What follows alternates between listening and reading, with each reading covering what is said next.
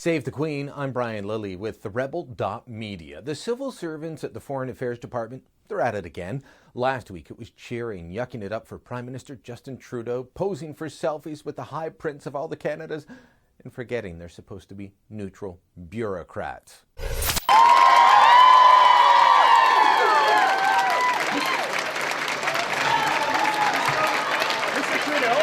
Mr. Trudeau. Now, those same bureaucrats have quickly undone a change brought in by the Conservatives and former Foreign Affairs Minister John Baird. They took down the portrait of the Queen. Having the Queen's smiling face looking down upon them as they entered the building likely didn't sit well with the folks over at Foreign Affairs. Of course, now the department has been renamed Global Affairs. I mean, Foreign Affairs is just too harsh a word. Aren't we all global citizens? And if we're global citizens, then why showcase a monarch? Because aren't we all just citizens of the global planet? We're all global citizens of Earth. I imagine that's their thinking. I'm trying to figure it all out. Anyway, the good folks at Global Affairs would rather walk into work looking at the brightly colored paintings of Alfred Pellan than the portrait of our head of state. I think they're wrong, and I think this decision needs to be reversed. This is an attack on Canada's heritage, an attack on Canada's present, an attack on our head of state and sovereign. What do you think? If you agree with me, I'm going to ask you to sign our petition at savethequeen.ca and let your voice be heard. I have nothing against the paintings by Pellan.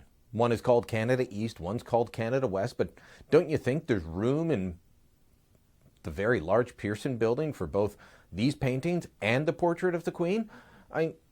Global Affairs is a huge department, a huge building with a huge lobby. It was a big scandal among the elites of Canada, and you don't get more elite than someone working at Foreign Affairs, just ask them. But it was a big scandal among the elites when the Queen's portrait replaced the Pellan paintings. They'd been hanging there since 1973, and apparently then Minister Baird didn't know there was an edict from the gods of the Pearson building that those paintings should never, ever move.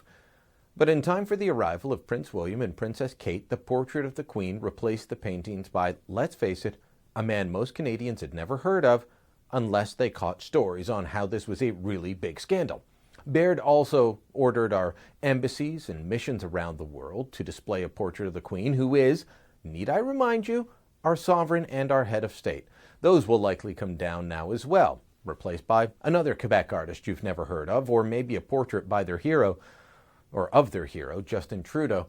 Like I said, the Pearson building that houses the Global Affairs Department is a huge place. The lobby's huge. There's no reason that the new Liberal government, the bureaucrats that work at the building, cannot respect our monarch with a place of honor as soon as you walk in the main doors, and also hang the paintings so long associated with the place.